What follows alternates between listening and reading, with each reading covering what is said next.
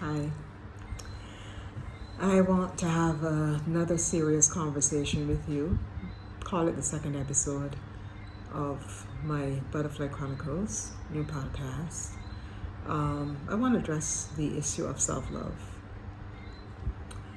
We're heading on into February where everybody's going to be celebrating Valentine's and talking a lot about love. You'll see lots of couples posting online. Of course, you will see me and hubby posting online because we love each other a lot. We love celebrating love. We love celebrating each other. Doesn't mean that we don't sometimes get on each other's nerves.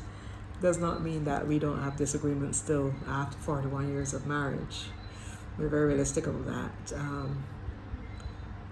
But we have a deep and abiding love for each other. And I know there's going to be a lot of discussion about love and all that. Not here to knock that. Of course, I won't knock it because I deal with love and relationships and that type of thing, which I think is something that's very important to us as human beings. We were made to love and to be loved. We were made for a relationship because we were created by God, and He's a relationship God. I mean, He says in His Word, "Let us make man in our own image." That's what God said. The triune God, God Father, Son, and Holy Spirit came together to create us. It was a relational decision. And God has laid the foundation for us when it comes to how important love is. It is a repeated value in the Bible, the whole question of love. Loving your neighbor as you love yourself. The greatest of these is love. If I speak in the tongues of men and angels, if I do great, powerful, wonderful things, but I don't have love, I'm nothing. That's basically what is said in the Bible. And even if you don't believe the Bible or live by the Bible, I'm sure that if you're honest, you can speak about the value of love and how important it is to be loved and to feel loved and to give love. Scientists have spoken to the value of love, the impact that being in a loving relationship has on our health. When we love, and even when we physically demonstrate love, like when we hug and we embrace and we snuggle with someone, how that benefits our well-being. It lowers our blood pressure. It stimulates the oxytocin, that hormone, which is the love hormone, which causes us to feel connected to another human being, which is an essential human trait for our health and our well-being. So love is very important. There's no denying it. But why do we get it wrong as human beings? What causes us to sometimes mess up our love lives? Why do we even mess up our own lives? Because if we say we love ourselves, why aren't we treating ourselves better? Why are we overeating, overdrinking, using harmful substances, doing things to our bodies that aren't the best, making decisions that aren't the best, even sexual decisions that obviously causes us to be exposed to disease and other types of ailments, physical and emotional. Why do we keep making bad choices if we say we love ourselves? And when I ask myself that question and I introspect even in my own life and the decisions I've made and the connections I've had over the years and the experiences I've had as a child growing up into adolescence, then young adulthood and so on, and how I often felt in the early stages of my marriage as if I wasn't loved enough. Even though my husband did say he loved me, he did demonstrate love, but I always felt like if I wasn't loved enough. And it is only now with maturity and in hindsight, based on a lot of the readings I've done and the amount of exposure I've had to developing myself and growing spiritually and locking myself in with God and having God heal me and being counseled and all of that, all of those experiences that I've been through have helped me to come to a better understanding of a lot of what I lacked. And a lot of what I lacked was self-love. And self-love wasn't something that we talked about when I was growing up. You never heard anybody talking about self-love in the 70s and the 80s. I got married in the 80s, and you often heard, yes, you need to love your partner. You know, people would speak generally about loving your neighbor as yourself, especially if you came up in church, you would hear it preached. But unpacking it or drilling down into it, into what that really meant, especially within the context of how we saw ourselves, was not something I think was deeply explored. I can't recall it being deeply explored. Not in those times. Perhaps in the 90s, we began to have significant discussions more so about how our damaged emotions and our damaged past can impact our current relationships and our future relationships. So I think it is important when we look at the whole question of love, as we will hear a lot of coming up in February, the month of love, that we understand that love is more than a feeling. It's more than an emotional high. It can cause us to feel as if we are on an emotional high. It can bring about wonderful feelings, and there's nothing wrong with those feelings and celebrating those feelings, as a lot of the music and the poetry that we write and we listen to when it comes to love celebrate. A lot of that music and those words in poems, they celebrate the feelings, the joy, or even the pain that we get when it comes to love, or not having our love returned in the way we want it to be returned. You know, and so we speak a lot about love at the emotional level, and it is an emotion, so that's fine. But I think we need to go a bit deeper, and we need to see that, okay, yes, love is an attribute of God himself. We always hear that God is love, and it is an attribute he has shared with us. But if we don't understand our value and our worth, and when I speak about self-love, that's what I mean. I don't mean the narcissistic type that I'm seeing bandied all over social media, where people are just concerned about me, myself, and I. You know, to the point where I see some women talking, oh, I don't want children. I'm free, I'm independent, I'm rich, I can travel, I can do as I like. Yes, you can. And if you don't want children, that's fine, you know. But they're almost wearing it as a badge of honor, as if self-love means always putting yourself first. And I don't see self-love in that way. I think self-love, true self-love, is about understanding your value as a human being. You were created for a purpose. You're not a mistake. No one is a mistake.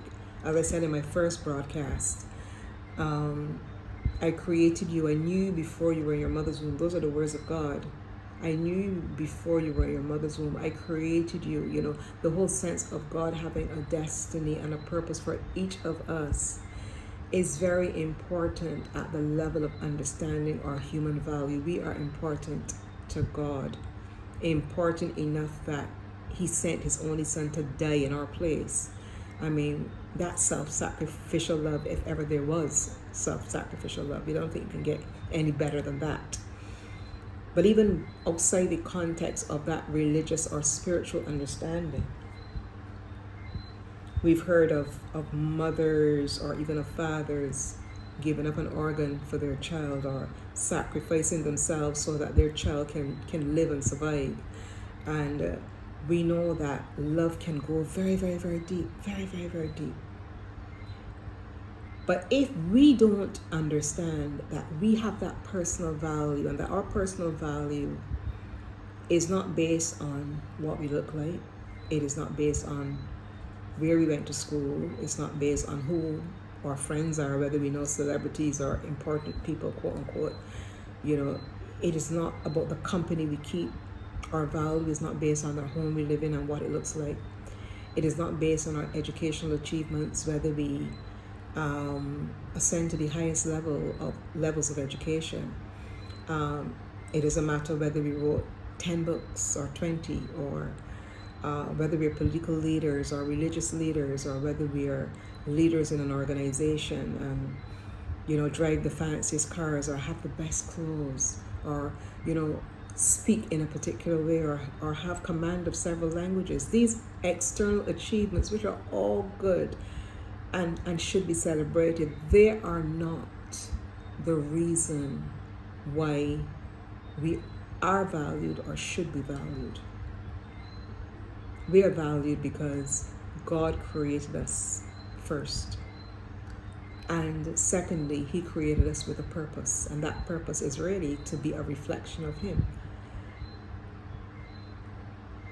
That He can look at us and see Himself reflected. And the only way that is possible is by our acknowledging that we cannot successfully reflect Him without His input, without His regeneration, without His forgiveness. Because no matter what, how good we are, how many good deeds we do, or how much money we give away, that can never satisfy God. So I want us to understand that we're valuable just because He made us.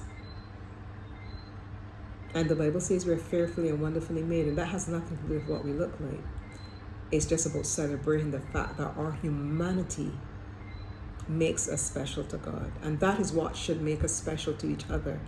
So when we see what is happening in the world today, all across the globe, people being angry with each other, people killing each other, people stealing and taking from the downtrodden, people using power to marginalize, whether that be at the organizational level, the political level, the family level, even in marriage relationships, it happens. You know, the one that is seen as weaker in whatever way is marginalized, or is downtrodden, or is taken advantage of. When we see those kinds of behaviors being exhibited today, we wonder what has happened to humanity. Why is it that we are so set on destroying each other in order to elevate ourselves? When that is not the way of love.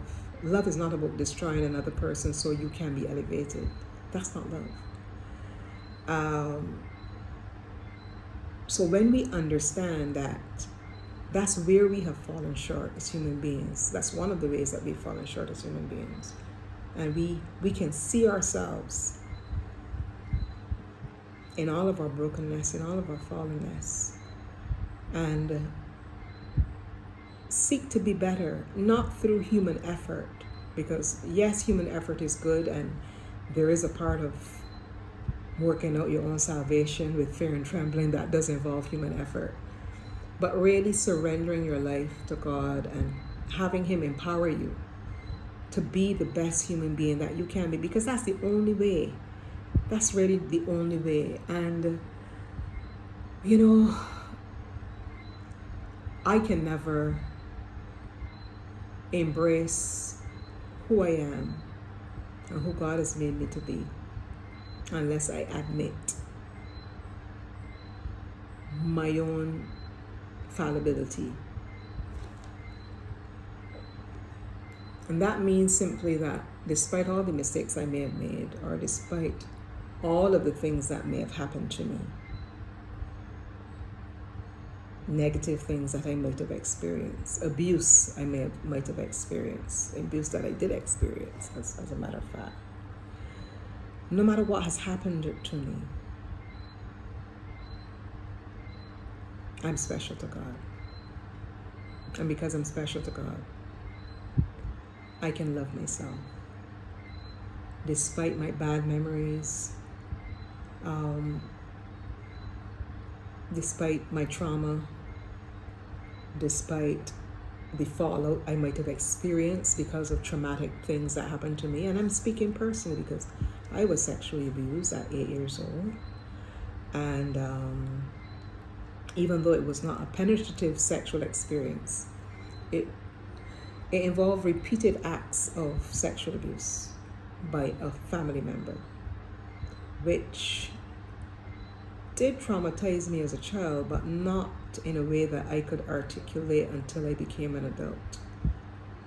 Even when I told someone about it in my teenage years, I just said that it happened to me. I didn't explain how it made me feel. I didn't talk about how it opened me up to things I should not have been open to as a child. I did not talk about how it impacted how I saw myself. because it was too painful at that time, and I was still too young perhaps to articulate those things. It's only in my adult years, long after, a good while after I was married, perhaps in the first 10 years of my marriage, that I began to unpack some of those things when I was around maybe 29 or 28, 29, into my 30s, and even into my 40s. I was still dealing with it. I was still dealing with a lot of the fallout, a lot of the self-hate that I felt that I couldn't understand. And I would look at myself in the mirror and I would say, I hate you. Yeah, I did that. I did that repeatedly in my younger years. And it is only as an adult, after reading and developing myself spiritually, even though I was a Christian from the time I was a teenager. So I was a Christian, I was in church, I was doing lots of stuff, I was thriving academically, you could say, but still dealing with a lot of stuff under the radar that nobody knew about. Nobody knew about it. Nobody. Not my mother at the time, not my boyfriend when he became my boyfriend, and then my husband. He knew about what happened to me, but in terms of how it impacted me, he didn't know. He didn't know until a long time after, when I was able to begin to talk about it, And but I spoke about this in my first podcast. I spoke about Healing for Damaged Emotions by David Seamands. I spoke about Healing of Memories. There were several other books I read around those times, but those two stand out. And I read The Healed Helper.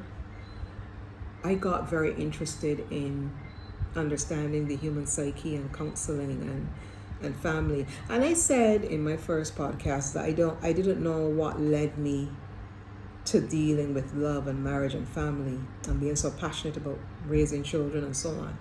But when I listened back to that podcast, I said I wasn't really completely honest. I wasn't thinking about it at the time. Actually, I do understand what got me interested in it. I was interested in it because of what happened to me as a child. I think what I experienced, not only in terms of the abuse, but in terms of my broken family, because my dad and my mom they became separated. So when I was growing up, they lived in the same house, but my father led his own life and my mother led her own life. So my mother was in church, my father was not. And he had left the church, and there was a lot of breakage in that relationship between the two of them. And it impacted me a lot. I owned my mother's pain, and I felt very distressed, emotionally distressed by what I saw her going through, what I witnessed. And I always felt very, very sad as a child, very sad. And that sadness remained with me right through my adolescence and my adult years. So even when I got married, although my parents got divorced when I was in my 30s, I remember they were not living well together from the time I was about 5, 4, somewhere around there. And they finally got divorced when I was probably in my very early 30s. I still felt devastated when they got divorced, even though I witnessed what my mom went through. My emotions were very mixed. And it is only after having a counseling session with one of my counselors, and he told me I needed to write a letter to my father, which I did. And I explained to him how devastated I was by what he had done to my mom, the things I had witnessed, the infidelity, and how it impacted her. And I spoke openly from my heart in terms of how it impacted me and how it even caused me not to connect with God. I couldn't understand God as my father. Even though I knew it in a textbook way in my head. I'd been raised in church. I'd heard all about Father God, and I heard about him, and I prayed to God. But I would pray to Jesus, but I couldn't pray to Father. I just couldn't understand God as Father. He seemed cold and emotionally distant, just as my dad was when I was growing up. And my father didn't take it very well. And I'm not saying any of this out of disrespect to him, because my dad and I have a very good relationship now, and I thank God for allowing him to live, for us to have repaired our relationship. And so he knows how I have felt. I've spoken about this in other fora before. I have mentioned it in 1 or 2 of my books, or so it is something he knows about. But You know, when I walked through the journey I walked through, and I was able to understand that I really needed my dad emotionally in my life, and because he wasn't there emotionally when I was growing up, it impacted how I saw myself. And when I got to understand that that is what I was dealing with, and I allowed God to heal me, and I was able then to forgive my father, it became so easy for me to talk about it, because I could not talk about this when I was younger. I just could not speak about it. You would not have heard me admit any of these things because I was just too wounded. But when I experienced my healing, it became easier for me to speak to others about it, and to not only speak to others about it, but to embrace my dad. We have a close relationship. I would say my dad and I are close today. He is in his late 80s, still very lucid, very brilliant man. But that relationship has been repaired, thanks to God. He has returned to God himself. And, he tells me he loves me, and there is no tension between us whatsoever, none, because I've been able to forgive, and he has been gracious, my dad, to be the one to rewrite our relationship. That was his initiative. And I think because God worked on him as well, then there has been that restoration, and that has brought such peace to my life, and has been one of the areas in which I have been empowered to love better, love myself better, and love my husband better, and love my children better. I've never purported to be a perfect wife or a perfect mother, but I love my family, I love my children. I have always been devoted to being a mother and being a wife first, then being a mother. And even though they're now adults, all on their own, independent men, we still have a very close family relationship, all of us.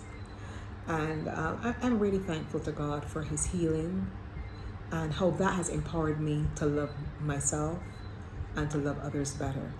So I'm going to come back to this topic in another podcast edition, because I want us to look more closely at the barriers that prevent us from really loving ourselves, and how sometimes we hold on to or latch on to outward things, material possessions, having a particular kind of presence or appearance, and we think that that is self-love, but it's so empty. And sometimes I feel great compassion for people, particularly women who I see on social media boasting and touting that they love themselves. And I'm not judging anyone or saying that they don't love themselves. All I'm saying is that we can't simply base that on what we look like. We can't simply base that on how trendy we're dressed. We can't simply base that on the fact that we travel to 5 countries every year, or that we live in a nice house and we drive a nice car, or even that we have a nice man. Those things aren't the things that we should be holding on to as evidence of self-love. So what is the evidence of real self-love? Join me for episode 3, where I'm going to still look at this topic of loving you, forgiveness, self-forgiveness, so that we can really get to that stage of transforming from caterpillar to butterfly. I'm Denise J. Charles. Thanks for joining me for another episode of the Butterfly Chronicles. See you next time.